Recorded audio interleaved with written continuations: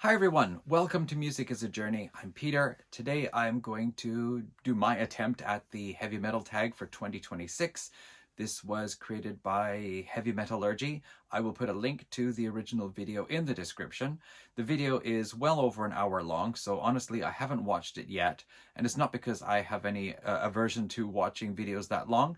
I am actually grateful to know that there are people out there who make longer videos than me, and they still get lots of views. I haven't had the time yet because there are all these tags coming out now, and I'm trying to watch as many as I can of all the people I know, plus get to know some new folks as well. Never mind that, we're going to start this tag here. So I did actually screenshots of all of the prompts. However, those screenshots are in the photos on the phone that is recording this video. Gee, didn't think that far, did I? So I'm going to look at some notes that I scribbled down on a piece of paper, and we're going to cover this as well as we possibly can. So the first one, this is the year of the horse. So the prompt is to show an album that has a horse on the cover.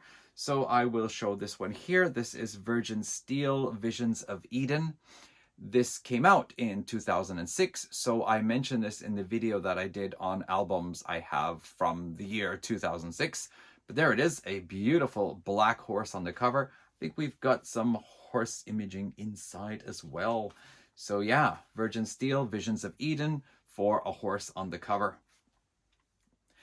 Number 2 is called Nostalgia. You should show an album that you really don't like, but you're keeping it for, I guess, nostalgic reasons.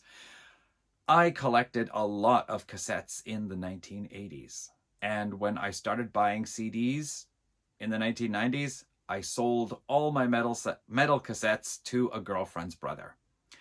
I always thought if I really remember liking the album, I will buy it again on CD. And if I don't feel the need to buy it on CD, I probably didn't like it that much. True, over the years now, there's been the odd time here and there I think, yeah, maybe I should get that album again, and I have picked up the occasional one from time to time. But if I didn't already buy the albums I liked, well, that I used to have, it means I'm not really all that interested. Now, there are some from the 1980s that I still do want to get, but for the most part, there's nothing that I keep for the sake of nostalgia exactly that I don't like. I do buy albums that I don't like if I'm trying to complete a band's discography. For example, Judas Priest. Judas Priest have some of my favorite albums. They also have some that I really find it's a chore even to think about listening to. And if we want to name something from that, I will name Ram It Down and Nostradamus. Ram It Down exactly was an album that was released when I was in my teens, but I didn't buy it because Turbo disappointed me so much. And I do have Ram It Down now, and I've listened to it about twice, and I guess we'll say that one. But I'm not keeping it for nostalgic reasons. I'm keeping it because I have all the Judas Priest studio albums. I actually bought the 2 Ripper Owens albums last year. I got them from a flea market online, super cheap. So I had to have them because I felt I was just missing out on something by not having them. And now I have them. Number 3 is your favorite new album of 2025.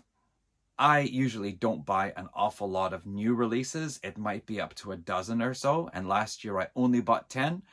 And among that 10, not all of them are metal albums because I tend to, well, music is a journey. I go wandering off in different directions here and there throughout the year and, yeah, explore. But, of course, I did actually pick up at least a few heavy metal albums, new releases. And so I guess I'm going to pick this one here.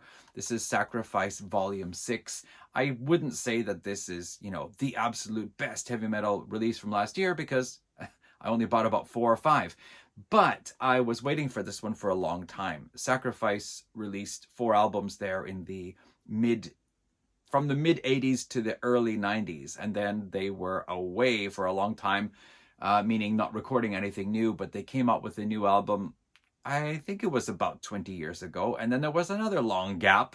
So yeah, this was one that Sacrifice fans were excited about, Volume 6. And it's very good. This is a very good Sacrifice album. So I'm happy with that one. Number 4 is called From Beyond. and it asks for an album, a favorite album of yours that is not heavy metal. Well, I have a hefty amount of not heavy metal in my collection, but I want to show this one here because I just bought a second copy. I had in mind to give this to somebody. I thought she'd like it, but when I told her, I said, why don't you check it out and let me know and I'll send it to you, she said, actually, I didn't like it. So it's too bad. This is an album called The Crowned, and it is by a singer named Chez-Amy Dorval. She's from Vancouver. She appeared on Devin Townsend's Casualties of Cool. She was together with Devin Townsend on that. She also sang, I think, at least one of the tracks on the Devin Townsend Project Key album. And I think she has also appeared on one or two other of Devin Townsend's later albums. She's also has her own solo act going on, and she did a lot of these singer-songwriter types, like a girl with a guitar and a backing band. But this album here, which was about 2 or 3 years ago, 2023, I think, it's I don't know, I call it dark pop because it has a lot of the instrumentation of pop music, but it is not cheerful, it is not fun. It's pretty melancholic and quite heavy in tone, and this is why the person I wanted to send this to refused it.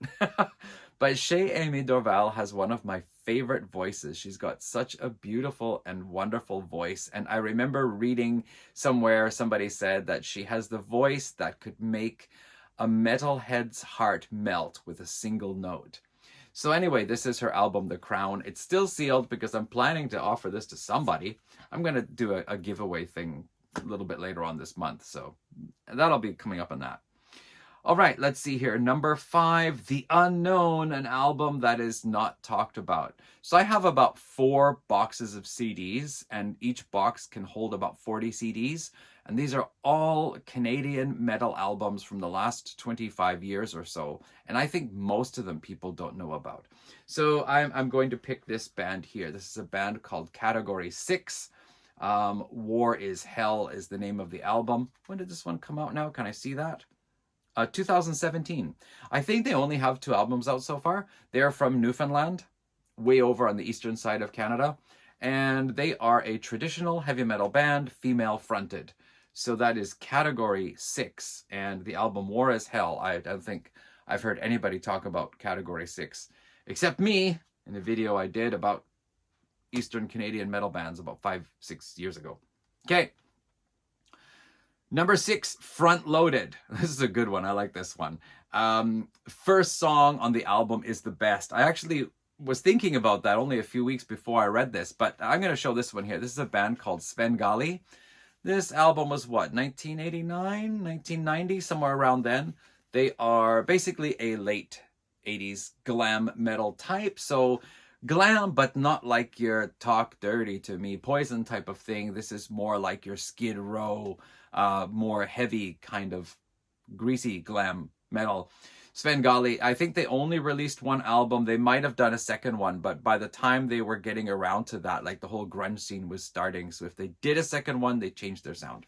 But the very first song on here is called Under the Influence. And after a bit of spoken, monologue, and the riff, the song starts. It's just such a killer riff. It's just one of those really awesome songs of the day of that style. Now, the rest of the album is of the day, of the style, and it's all pretty good.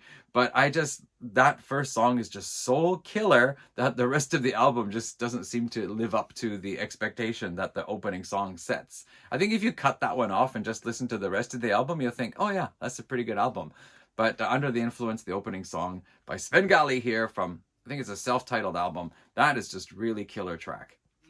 Number 7, Encore. Oh yeah, so an album that you think would have been better longer. So here we go. This is a band called Freeways. Their hype sticker or whatever said that it's melodic hard rock or new wave of British heavy metal. I'm going to say it's more like this melodic hard rock. So it's not truly a metal album. I know I actually have metal albums in my collection, probably in that box, all the boxes of Canadian stuff, where I remember the album was like 29 minutes and something seconds, and it was like a full album. And I just thought, couldn't you have thrown 2 more tracks on there? But for the life of me, I can't remember which ones those are, or if it was one in particular, I'm not sure. So I do recall Freeways, because Freeways, they're a really great band. And this album has 7 tracks on it. 7 tracks that are like 4 or 5 minutes long. Now, they had 2 EPs, which were downloads only, of 3 songs each. They had a song on a compilation, which was, a download only. So there are those 7. And then their second album was released just last year, but download only. And I fucking hate downloads because I always forget about them. They're on the computer. I only see them if I'm scrolling around in my music library. Not like CDs where they're, I'm surrounded by them. Every time I open a box, I see them.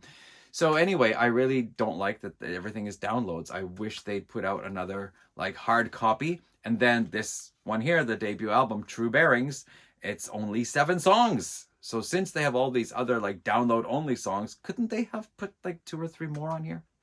Anyway, okay, let's see. Fail.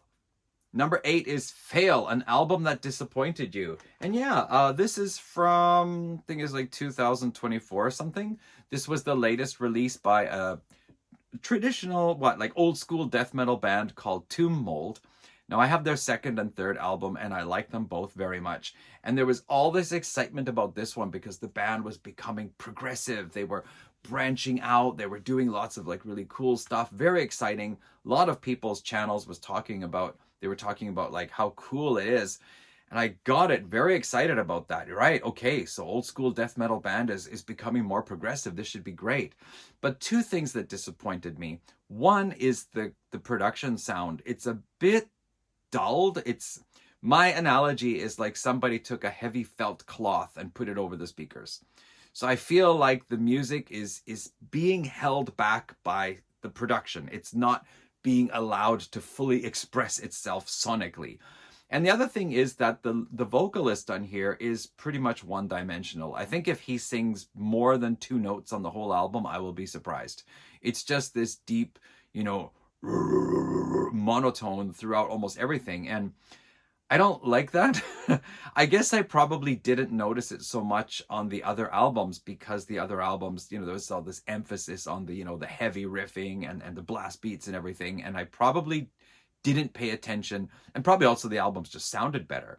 But this one here, where the music is starting to, become more elaborate and progressive, and it's really exciting in that way, but then the tone is, restricted by the production, and then the vocals aren't really doing anything interesting, and after all the praise I heard about this album, I'm afraid, what was much better was Blood Incantations album from last year. That was also like a death metal band becoming more progressive, but they succeeded in every way. These guys, the Tomb Mold, succeed in the music, but not in the recording quality or the vocals. So I'm so disappointed. Let's see. The next one is The Return, an album that you played in 2025 that you had not played in over a year. That's, in a way, that's easy because I have so many metal albums that I don't listen to except for like every 5 years or 10 years. I have some I haven't listened to for 20 years now. And I keep thinking I should listen to them and do a video about it. But here we go. Here's one. I did a series on Opeth in early 2025. I think spring of 2025.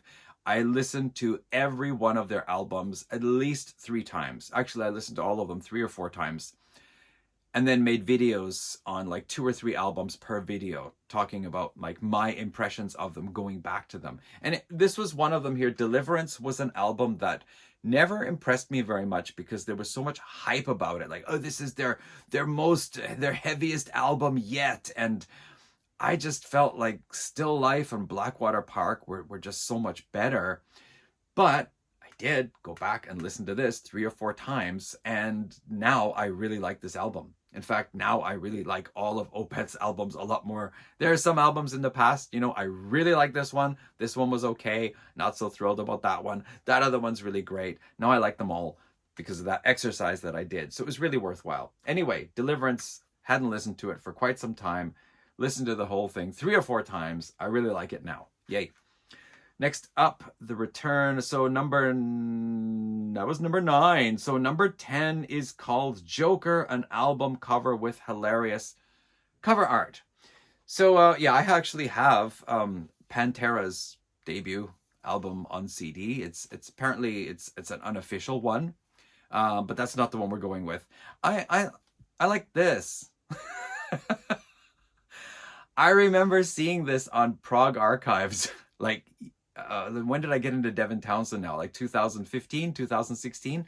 I remember seeing this, and I kept hearing like Devin Townsend's name, and I was wondering, who is this Devin Townsend guy? He's probably some guy who was in a band before who went solo, and he's like supposed to be some prog metal genius. And then I saw this and I thought, okay, now I seriously have to check out who Devin Townsend is because this is awesome. So it's this whole concept story. This is like Devin, after Strapping Young Lad was done, he did all of this at home with a drum machine and he played everything on there. I think just a couple of his musician friends, I don't remember if they were from Strapping Young Lad or they were going to be in the Devin Townsend project, but and they might have just helped out by doing some of the voices for the characters. I really don't remember, but it's pretty much Devin.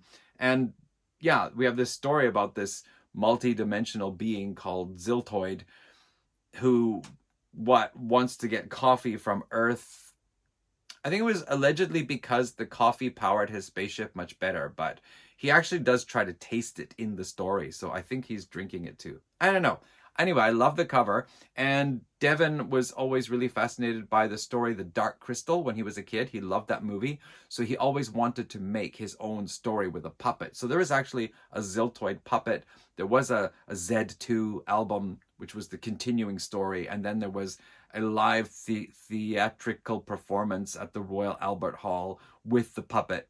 Anyway, I think this is a great cover. Love it. Number 11 is Yearning, a potential release you're hoping for in 2026. I got two bands. So one of them is a band called Cauldron. They are a new wave of traditional heavy metal band. Their last full-length original studio album was 2018. This is the second to last. This is not the last one. And then they did a covers album, I think, which was download only maybe in 2020. And there just hasn't been anything yet. So I would really like to hear a new Cauldron album coming out in the near future. And another band who is releasing a little more regularly, this is a band called Spell. Oh, this album came out when? Maybe 2023 or 2024. Tragic Magic is their fourth album. So they started out as a three-piece band, but by this album, it was just the two brothers who are left in the band here doing everything. But I saw on their Facebook page about a year ago that they started working with a guitarist who was in another band that I was familiar with, and I can't remember who it is now. And yeah, so I'm looking forward to them coming out with a new album with this additional new guitarist. I'm looking forward to hearing what they're doing. They are described as, well, it started out as a new wave of traditional heavy metal, but they have all these other descriptions, which I forgot, but they're a unique band anyway. I particularly like their third album, Opulent Decay, but all of their albums are quite good. So that's a band called Spell. Looking forward to hearing something from them, hopefully in 2026 too. Collector Scum, a pesky hole in a band's discography. So, there are a lot of bands where I'm only interested in certain albums. But I would say, okay, so I filled my Judas Priest one, though. That one I just wanted to have all the studio albums. So I did that last year. There is one band, they don't have that many albums out. And there's one that I'm missing. It's the band Kitty. I have all but one of Kitty's albums, and it's the one from 2011, I think, called I Failed You. I just can't seem to get it anywhere. I mean, it's there, but it's very expensive. So, and I'm not paying expensive money to get it. And just the other day, I thought I would take a look again, and then I stumbled across somebody's review, and man, they hated that album. They said the production was terrible, the guitars were too loud, they drowned out the vocals, there were some ballads on there, Kitty shouldn't be doing ballads. That person really disliked that album, so I don't know if it's a pesky hole that I need to fill, or maybe I should just ignore it. Otherwise, there's a Megadeth album. I don't need all of them, but the one that came after Euthanasia, I read was pretty good. So I'm thinking I should get that one. I don't know. Whatever. Difficult to say with that. Usually, if my collection has holes in it, it's because I am intentionally leaving those holes there. Let's see here. The next one, number 13, is Evolution, a band that is successfully moving forward. And I really like this band here, Blood Ceremony. They started, their first album was just really heavy, like old school stoner rock. Sounds like 1970s band doing stoner rock in 2007 or 8, whatever it was, but with like organ and flute. And then the next album got heavier. But then after that, they started getting a little bit more progressive. They're still playing a lot of the heavy riffs, but the guitar tone and that heavy power in the music has been scaled back. And they're starting to put in more of a like 69, 70 pop vibe. Like, I don't know, maybe in the vein of, what are they called now? Black Widow or Coven or something. Neither of those two are like. But there's getting more diverse and more creative. There's some really like catchy melodies, but some great guitar riffs, and of course lots of flute solos. So I just really like the way Blood Ceremony are going. And this is their second to last album, Lord of Misrule, which has great guitar tone, some really cool songs on here. And yeah, Blood Ceremony are just one of my favorite bands. They only have 5 albums out so far, though. There was like a 7-year gap between their 4th and 5th album. Hey, that might actually be another band I'd be looking forward to having a new album come out in 2026. Told You So, number 14 is Told You So, an album that somebody recommended. So I was watching Sean the Beast's channel, and he held up an album by a band called Toxemia. Not this one, he held up another one, and I really liked the cover art, and I commented on it. And I think in the video he also mentioned this one. This is the Rejected Souls of Caribus. Caribus, isn't it? Caribus, yeah. So I took a look on the internet. I think it was Amazon, and then later the Amazon one was expensive, but I got this at Disc Union. Disc Union had it for on sale. So I got it from Disc Union, and this is I think it's a Swedish death metal band. I'd say melodic death metal because a lot of the riffs are quite melodic. In fact, some of the riffs I think could be traditional heavy metal riffs. But you've got the death growl vocals, and you do get, the speedier blast beats and that kind of thing. Anyway, this is Toxemia's album, which Sean the Beast recommended on his channel. I made a comment about it. He recommended it in the comment, and then I got it and I really liked it. So there we go. Number 15 is called King Cheese. Recommend a power metal band to Marty Worm that you think is exceptional. I don't have an awful lot of power metal, but there is this one band here called Ravenous. Actually, there's another band called Ravenous. So this one is called Ravenous EH. The EH stands for Eternal Hunger. And this was their debut album, which is called Eat the Fallen. And yeah, I haven't listened to it for about 5 years, but I listened to a couple of tracks the other day and thought, oh, this would be a great pick because they're this kind of, I don't know if it's epic metal or power metal, but maybe power metal. Anyway, I say it's a good album. I would recommend it. And they just came out with their second album last year, I think it was, late 2024 or sometime in 2025. And I haven't got it yet, but it's on my hit list. So that's Ravenous or Ravenous EH. You can find them on Bandcamp.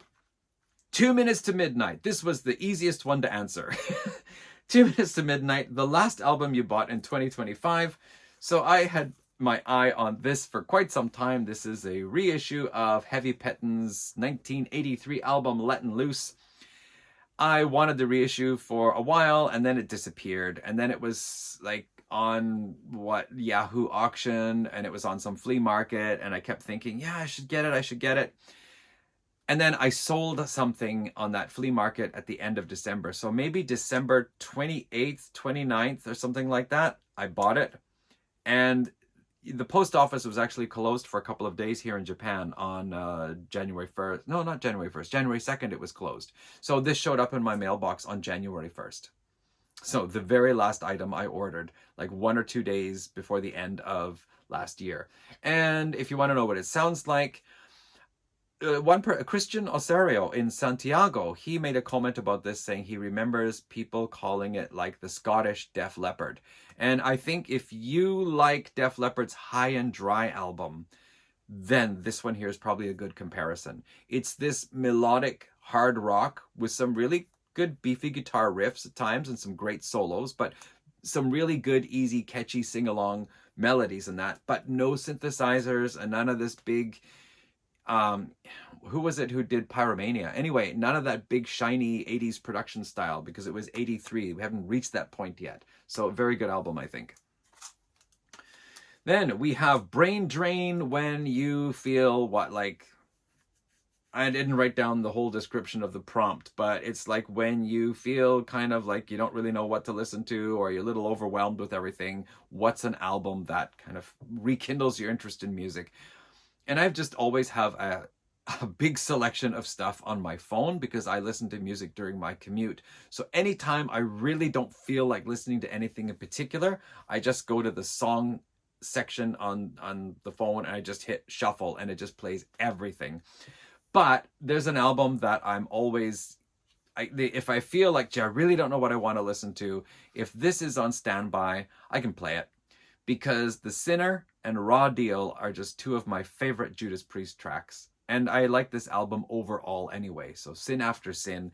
I could also say Deep Purple's In Rock, or even Black Sabbath Debut. Is something about these older 70s albums, the rawness of the guitar, the sound of them, that just really gets me excited. Like this, what happened in the 80s from about 85 and onwards, where everything, the production just got bigger and brighter and shinier and more reverby, and the drum beats just got to be like the sound of popping balloons in a 4/4 beat. It just did not like it.